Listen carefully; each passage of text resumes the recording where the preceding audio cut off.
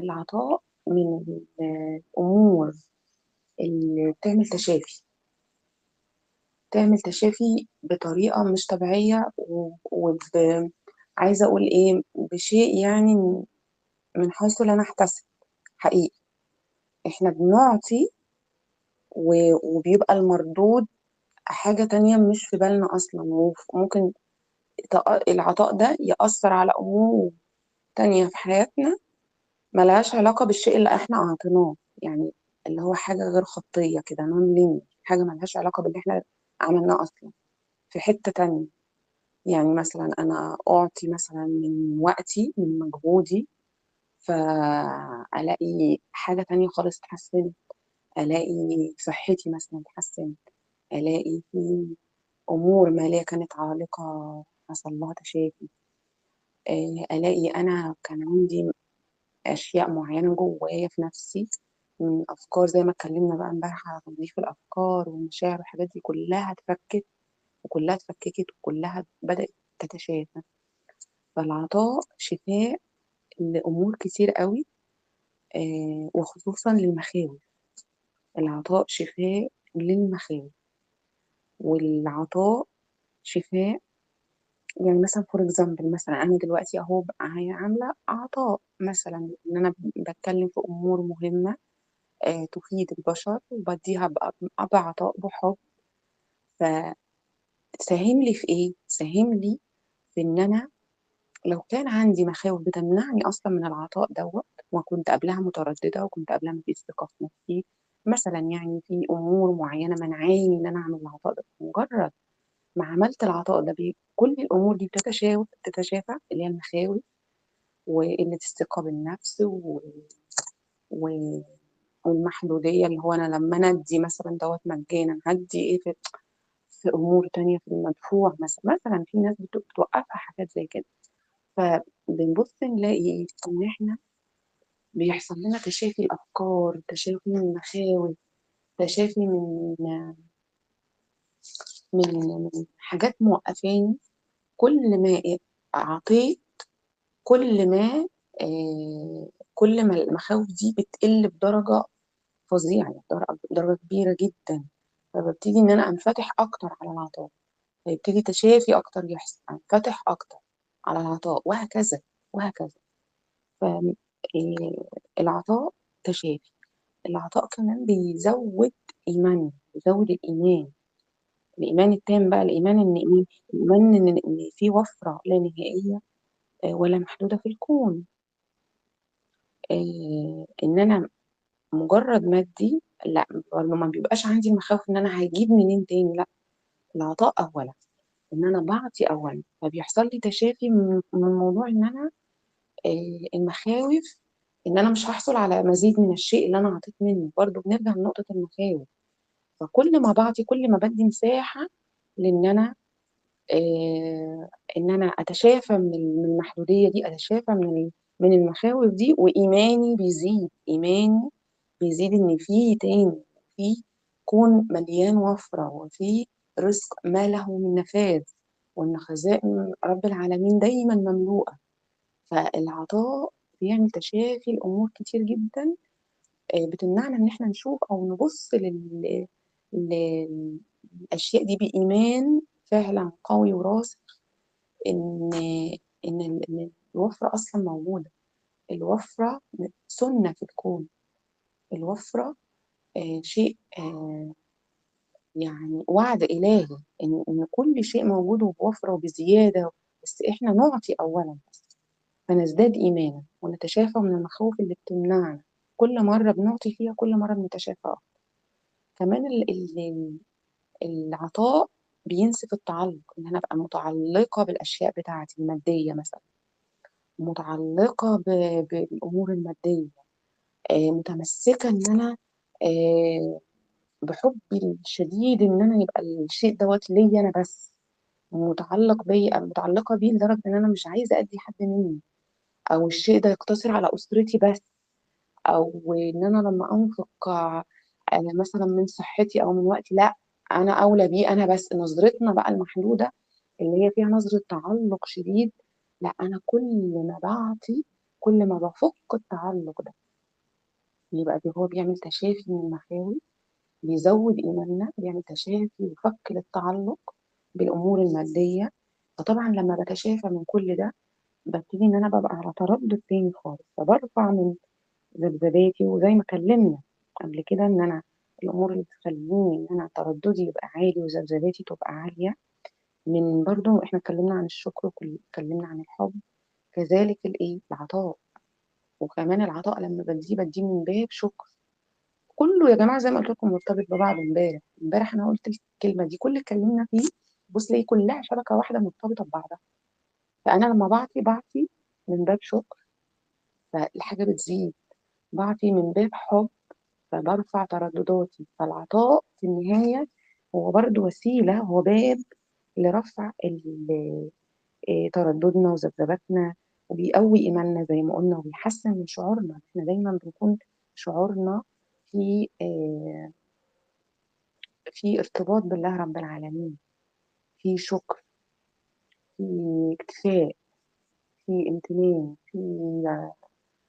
في امور كتير طيبه. فدايما بحس بالامتلاء كده ان انا بعمل حاله العطاء دي. كمان في نقطه مهمه تانية ان العطاء بيديني قفزه في حته التسليم لله. يعني انا لما اعطي ولا ابالي فانا مسلمه امري لله. انا عارفه ان انا قصاد اللي انا بعطيه ده ربنا سبحانه وتعالى هيديني مقابل ليه من سكة تانية، سواء في نفس الموضوع أو في أمور تانية زي ما وضحت. وحاجة تانية برضو مهمة، ربنا سبحانه وتعالى بيقول لنا إيه؟ فأما من أعطى واتقى وصدق بالحسنى فسنيسره لليسرى. شوفي بقى النتيجة إيه؟ في تيسير لليسر. تمام. ف... فدايما العطاء برضو بيفتح لي أبواب من اليسر. يسري بقى بطريقة جميلة جدا، بطريقة إن إحنا مجرد بس ما نحط نية للعطاء نلاقي فيه أمور كتير اتيسرت في حياتنا. واليسر أصلا إن أنت تعطي، أنت ممكن تروحي تعطي تلاقي نفسك في أمور معقدة، لا تبصي بقى تلاقي إن الدنيا اتيسر. عايزة مثلا تطلعي جزء من المال أنت كسبتيه أو رزق جالك، فتبصي تلاقي باب الصدقة نفسه جالك لحد عندك. وتلاقي حد قال لك ده فيه كذا كذا كذا بيحب يساهم معايا. سبحان الله. انا بشوف ان مثلا الصدقات والحاجات دي لما تجيلي لحد عندي وناس تقترح اشياء او ابواب احنا نحط فيها صدقه، بحس ان هي نعمه من عند ربنا. اصلا انا ما ساعدتش يا رب ان انا اروح انفق، انت بعتهولي لحد عندي في مكان ان في ناس تانية مجرد ما يتعرض عليها حاجه تنفر وتقول لا ومش عارفه ايه، ده انا لسه مطلعه مش عارفه فلان. لا يا جماعه، ان احنا نشوف دي ان هي هديه من رب العالمين، ان هو باعت لك ان انت تتصدقي او ان انت مش، انا مش عايزه اتكلم احصر العطاء في الاموال بس، يعني لا، في كل حاجه. حد جاي بيسالك سؤال فده عطاء منك ان انت بتجاوبيه، ان انت بتسانديه، ان انت بتسهمي ليه، بتبقي بتسهمي ليه يعني. فده آه فربنا بيسر لك اصلا ان انت تعطي. حد مش فاهم حاجه وعايزك تفهميها له، فده عطاء للعلم اللي عندك. انت قاعده بتنفقي، العطاء ده اللي هو الانفاق. فسبحان الله لما ربنا يقول فأما من أعطى واتقى وصدق بالحسنى فسنيسره لليسرى. ربنا هيسر لك اليسر أصلا. فخلينا دايما كده إن نكون حاطين إن عندنا نية للعطاء. وطبعا إحنا كده كده أوتوماتيك هنبص نلاقي إن المخاوف دي إيه بتوقفنا و... وبتخلينا متمسكين بالأشياء اللي عندنا ومتعلقين زي ما قلنا. إحنا نجاهد، والذين جاهدوا فينا لنهدينهم سبلنا. فنجاهد دايما، نعمل مجهود شويه ان احنا لا هقاطي برضه. انا تعبانه ومش قادره، بس لا هقاطي بحب. انا تعبانه النهارده ومش قادره وجايه من شغلي تعبانه، لا هقاطي هجاهد. لان هو دايما هنلاقي فيه ايه مخاوف كده طلعت لنا، وفي تعلق طلع لنا، ونبص نلاقي ان احنا متمسكين باشياء طبعا بوعي وبلا وعي. حاجات الامور دي المشاعر دي بتبقى بلا وعي مننا، وحاجات مترسخة فينا فبتطلع، يعني بتحاول تسيطر على الوضع، تحاول تسيطر وترجعك تاني. لا، ما تديش، لا الفلوس بتاعتك هتقل، لا مجهودك دوت انتي اولى بيه، وهكذا. فلا نجاهد شويه انفسنا، وان احنا ايه ندرك ان احنا بالمخاوف دي اصلا وبالتعلق اللي احنا فيه ده احنا بنصد عن نفسنا طاقات توسع كبيره وبركه كبيره ورزق كبير لا محدود. فكل مره يظهر لك خوف ان انت تعطي، او محدوديه ان انت تعطي، او زي ما قلنا تعلق ان انت تعطي، خلي عندك ادراك ووعي ان المخاوف دي ما هي الا آه، يعني امور بتصد عنك خير اوسع وبركه ورزق وامور طيبه تانية كتير وتوسع اكبر. فليه؟ ليه؟ لا ده انا حدي بنيه ان انا بقى ان انا اتوسع اكتر، هعطي وهأنفق بنيه ان انا آه، ربنا يعني مش عايزين نقول ان انا ده قصاد ده، يعني ان احنا في وضع ان انا يا رب هعطي عشان تديني، لا، بس انا بقى مدركه ان ده قانون كوني، ده وعد رباني ان انت بتدي من باب شكر. انا بشكرك يا رب على الشيء، العلم مثلا انت اديتوني فانا هقاطي، على الرزق اللي انت اديتوني فانا هقاطي.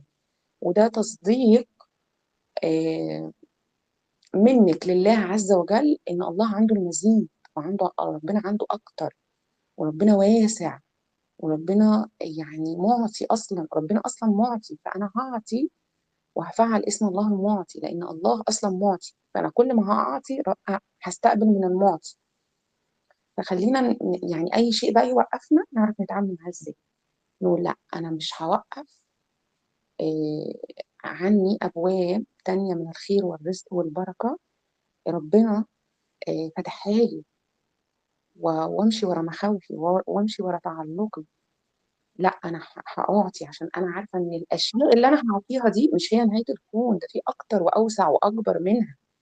ربنا في النهاية حتى لو انا بأعطي علم وما أوتيته من العلم إلا قليلا، يعني الكون كله باللي فيه الناس أعلم العلماء اللي فيه، ما هو يعني ذرة في علم الله وفي العلم أصلا اللي موجود اللي ربنا أراد إنه يكون موجود. كذلك الرزق، كذلك ال مثلا الوقت اللي أنا فيه ممكن ربنا يبارك لي في وقتي إن أنا أقدر أعمل أشياء تانية كتير جدا، مجرد إن أنا خصصت وقت إن أنا أعطي من وقتي ده، أعطي من مجهودي، أعطي من تفكيري، أعطي. كل ما أعطيتي أكتر ده تصديق منك على إن في أكتر وأكتر وأكتر، وإن الله دايما أكبر من العطاء ده. فما نخليش المخاوف والحاجات دي توقفنا، والتعلق ده يوقفنا، وقلة إيماننا بربنا وقلة إيماننا إن إحنا في المزيد من كل ده إن هو يوقفنا. ليه بقى؟ لأن أنا إيه لما ما احبش ان انا اعطي او اشارك الاشياء الامور الطيبه اللي ربنا رزقني بيها، فببقى دايما في وعي القله، يعني وعي الندره، وعي ان انا ده آه، لا انا هم دول بس. انتوا فاهمين قصدي ايه؟ يعني انا مثلا ايه لما اقول لا مش هدي مثلا، مش هعطي فلوس مثلا، خلينا في مثال المال، مش هعطي فلوس كفايه كده، فانا في وعي القله والندره ان انا اصلا ما فيش غير دول، انا كاني بصدق بقى بالايه، أما من بخل واستغنى وكذب بالحسنى فسنيسره للعسرى. أنا كأني بقول إيه؟ لا مفيش غير دول أصلا فأنا مش هدي منهم، لا ده أنا ما عنديش غير كام معلومة دول فأنا مش هديهم لحد، لا ده أنا ما عنديش غير الوقت ده اللي هعمل فيه كذا فأنا مش، مفيش بركة بقى في الوقت، ومفيش الوقت القليل اللي هيتبقى لي مش هعرف أعمل وأخلي وأسوي فيه زي ما يبقى عندي الوقت كله متاح. لا، فأنا ما بقاش في وعي الندرة ده وفي وعي القلة ده، لان انا لو بقيت في وعي القله والندره ده مش يعني هجني ايه؟ هجني مزيد من القله والندره. احنا اتكلمنا امبارح في الموضوع ده وقلنا الافكار اللي عندي والمعتقدات بقى اللي عندي بحسب هي ايه، بحسب الواقع بتاعي. فانا في وعي الندره دلوقتي، في افكار فيها ندره، في معتقدات فيها ندره. انا معتقده ان انا لو خرجت من الفلوس ديت او من الوقت ده ومن الصحه دي فما عنديش غيرهم، فانا بحافظ عليهم وكانها حاجات اصلا بتاعتي.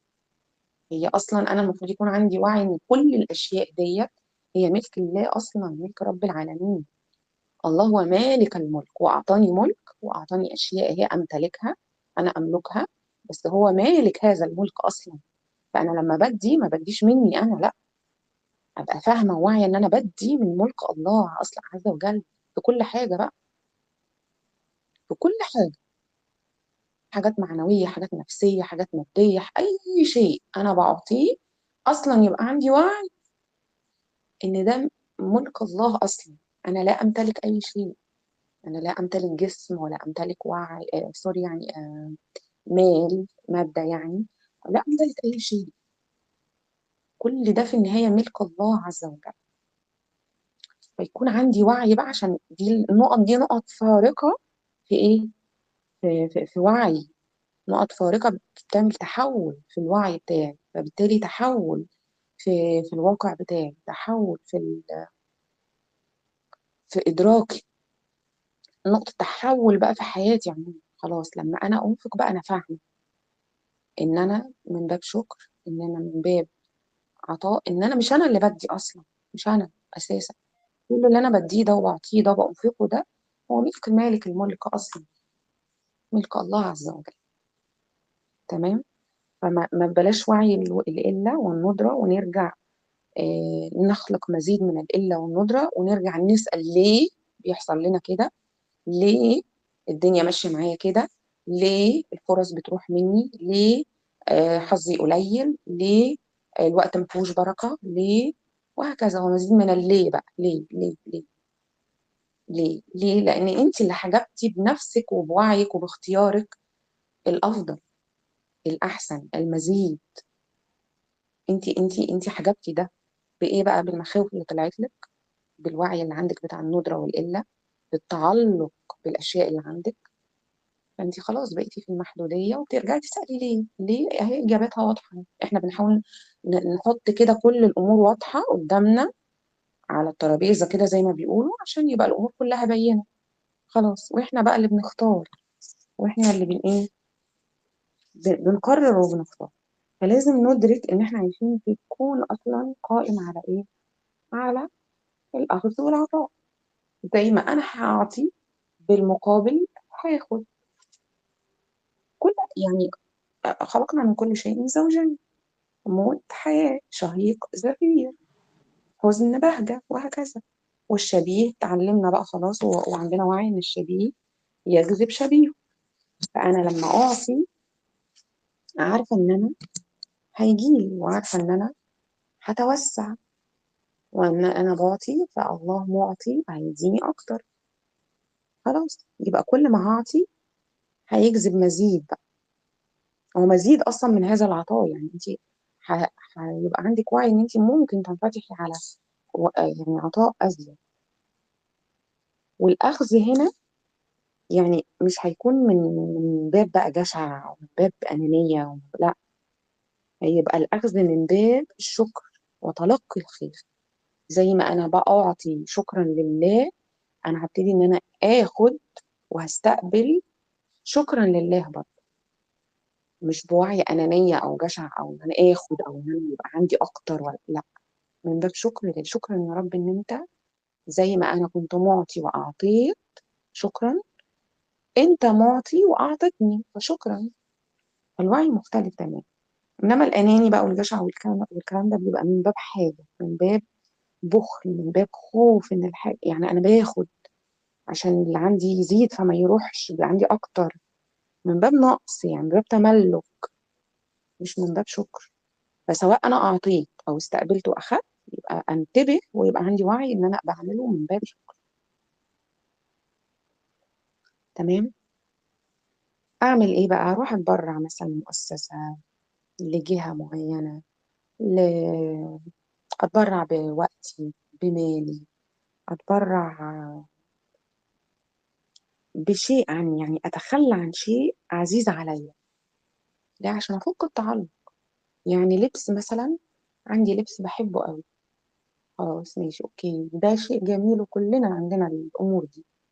جبت لبس تاني اجدد ولبس تاني اجدد، وانا معتزه قوي بالطقم ده وحطاه كاني يعني ايه، لو راح مني هتبقى كارثه. لا، اتعلم بقى يعني، افك بقى التعلق، اكسر الدايره ديت، ابتدي ان انا ايه، الحاجه العزيزه عليا ديت اعطيها بنيه ان انا في احسن منها، في شيء اجمل منها، هقدر ان انا استقبله. يعني مهما كان الشيء ده جميل وقيم وحلو، في احلى منه، في اقيم منه، في اروع منه، في شيء انا هبتهج اكتر لما يبقى عندي منه. فنوسع برضو الدايره بتاعتنا ونفك مزيد من التعلق بالاشياء الماديه. نفضل بقى نكرر من الامور دي، نقدم اشياء حلوه لناس بنحبها. سي مثلا بدي تيبس اديه اكتر. سي مثلا قاعده في كافيه، طلبت اشياء مثلا ب 100 جنيه مشروب، اديت الراجل تيبس 5 جنيه 10، لا ادي اكتر، ايه واي نوت؟ ايه المشكله؟ من باب العطاء، من باب ان انا بكسر حته اللي هو ايه، لا كفايه 5 بس، كفايه 10 بس. برضو دي محدوديه. واي نوت ان انا احط مره 15 20، ايه المشكله؟ الامور اللي انا النمط اللي انا معتمده مش معتمده، معتاده عليه ان هو حلو كده وكفايه كده، لا. وليه؟ ليه ما يبقاش المزيد؟ لان الله لما بيعطيني بيحب يعطيني المزيد برضه. ما بيقولش عليا كفايه كده، كفايه المرتبها ده، كفايه لبسها اللي عندها ده، لا. ربنا يعني كريم، سخاء وعطاء لا محدود. فالانماط اللي نقفش نفسنا فيها ان هي كفايه كده، خلاص، من الموروث بقى ومن حاله انا اتعودت عليها، ان مثلا حد واحده آه، مثلا يعني مرتبي مثلا كذا اكس، فانا بطلع 5% من الاكس ده وانا ساتيسفايد، وبقول كفايه كده، لا. واي نوت ان انا اطلع 10%، ان انا اطلع 15%، ان انا اطلع 20%، فيما لا يتعارض يعني طبعا مع امور تانية. فنكسر بس النمط ونجربها ولو مره، مره كل فتره، مره كل حاجه. اكسر النمط ده. يعني الكورس ده كنت ممكن اقول لا كفايه يوم، كفايه يومين، كفايه نص ساعه في المره، لا واي نوت اكسر النمط ده. كفايه محاضره، كفايه اصلا موضوعين ثلاثه، لا واي نوت اكسر النمط ده، اعطي اكتر، ادي اكتر. فيعني خلينا ان احنا نكسر نمط كفايه ده، كفايه ده. واحده مثلا بتجيلك مثلا انت بتحبي تساهمي لها بشيء او بمال، باي حاجه، خلاص انت حاطه نمط معين كفايه عليها ده. وبيبقى وراها بقى كمان معتقدات وافكار، لا تتنمرض عليا، تلزق لي بقى كل شويه، تبص تلاقيها جايه لي، بص بقى تلاقي في افكار غريبه مزروعه جوانا. لا، اتخلى عن كل الافكار دي. انا بعطي اصلا من ملك الله وبعطي لله. فابتدي ان انا اعمل ايه؟ اكسر هذا النمط، اعطي بسخاء شويه، برضو تصديقا لله عز وجل على ان هو ان في اكبر وفي اوسع وفي اجمل. فيعني نحاول ان احنا نعمل حاجه زي كده، ان احنا كمان نعطي. يعني مش لازم تبقى ماديات، نعطي كلام حلو، ننفق كلام حلو، ننفق مشاعر حلوه. ما بخلش على حد انه يبقى شكله جميل وانيق، وان انا اعبر له عن ده. حد مثلا محتاج ان انا اعمل له سبورت، ان انا اثني عليه عشان ارفع ثقته بنفسه. حد مثلا محتاج ان هو في وضع سيء، محتاج حد يدعمه بكلام حلو، اديله ده. مشاعر حلوه اديله ده. ابتسامه جميله ادي ده. ارفع معنويات حد محبط مثلا، ارفع معنوياته. اقول له امور كده تسعده، وان هي يخليه مقبل على الحياه مره تانية. حد مثلا جه مر بتجربة فشاف الدنيا اسودت في عينيه، أحمسه وأحفزه. ده كله من باب الإنفاق والعطاء. يعني العطاء مش ماديات بس، مش لبس بس، مش لا. أعمل سبورت الناس حواليا، أنا شايفة إن هم هتفرق معاهم كلمتي دي. وما ترددش إن أنا أعمل حاجة زي كده، إن أنا بنية طبعا إن أنا بخرجه من الوضع ده. بديله امور لمحه كده ان ربنا موجود، ان في امور طيبه لسه مستنيانا، في خسرت فلوسك بس في فلوس تانية اكتر مستنيه، مستنيه ان انت تقوم تاني، وان انت تبذل مجهود تاني، وان انت تفكر انت اخفقت في ايه او فشلت في ايه، وتاخدها درس وتتخطاه. يعني اقول كلام حلو من ده. في ناس كتير بتبقى محتاجه بس تسمع كلمه من دي تقوم ويدب فيها الروح تاني، ويدب فيها النشاط تاني. ف بالمناسبة في كتاب اسمه 29 Gifts لكاتبة اسمها كامي وولكرز. الكتاب ده يعني هي كانت الست دي كانت مريضة، عندها مرض اللي هو الام اس، لو حد يسمع عنه. آه، دي اس وام اس، واللي هي الامور اللي هي الخاصة بالاعصاب وشلل وكلام كده، والامور كانت كبيرة شوية، ودي قصة حقيقية على فكرة. فكانوا قايلين لها ان وضعك صعب جدا، وان خلاص، وان مفيش امل، وان كلام من ده. فكان بيدوها بعض سيشنز، يعني ان هي حاجات تحفيزيه، مش تحفيزيه يعني، عشان نفسيتها بس ما تبقاش اسوأ حاجه. يعني بيحاولوا ان هم يعالجوا الحته الجانب النفسي اللي فيها، عشان الدنيا ما تسودش قوي في عينيها يعني. فالمدرب بقى ولا الدكتور النفسي اللي كان معاها بدأ ان هو يقول لها ان هي تعطي، بس تجرب ان هي تقعد كده شهر لمده 29 يوم، تعطي اللي تقدر عليه. فبدأت فعلا تعمل ده، وكل يوم قررت ان هي تعطي شيء، تعطي شيء، تعطي شيء، وتفر بقى كان ايه الشيء. يعني هم كانوا 29 آه شيء اعطته. فحتى مكتوب بجمله كده يقول لك how a month of giving can change your life. الست دي حياتها تغيرت تماما، تشافت واحده في واحده في واحده. بدأت ان هي يوم ورا يوم بدأت تحس ان في حاجه غريبه بتحصل في جسمها، وفي الامراض اللي عندها، اللي هي الامراض اللي هي بقى اللي بيقولوا من الدرجه المتاخره، يعني هو صعب اصلا في حد ان هو يتشافى منها. الام اس والدي اس، لو حد يعرف المغنيه اللي هي سيلين ديون عندها الام اس ده، خلاص بقت قاعده دلوقتي. طبعا كلنا عارفينها، اللي هي بتغني اغنيه تايتانيك، واغانيها جميله بصراحه كلها. ف وضعها ميؤوس منه برضو دلوقتي يعني.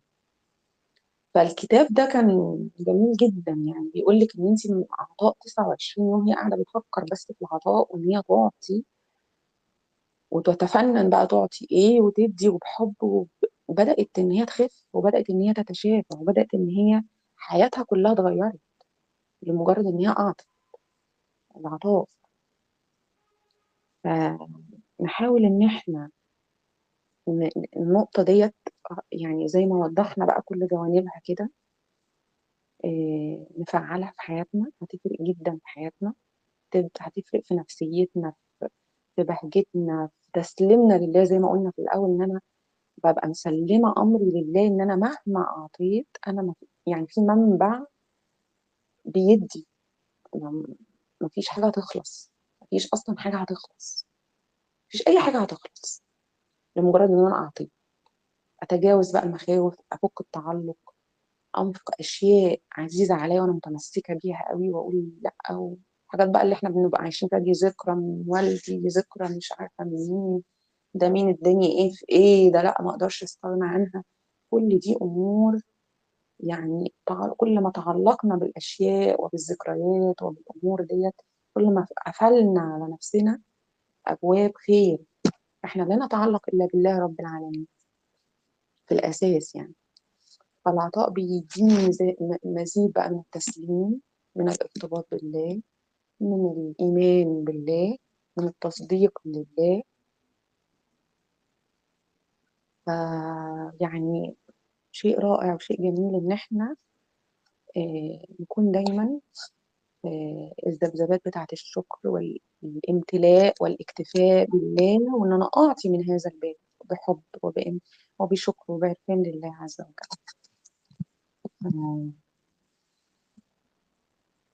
في نفس الوقت برضو إن أنا أستقبل، ما أقفلش على نفسي بقى باب الاستقبال، لأن الاستقبال تصديق، لأن الله معطي زي ما قلت. يا ريت أكون قدرت، ربنا وفقني يعني، وقدرت إن أنا أوضح الموضوع، وإن أنا أوصله بشكل جيد يعني، بشكل يدخل في وعيكم ويعمل نقطة تحول فعلا في وعيكم وفي حياتكم بقى لما تشوفوا أثره في حياتكم.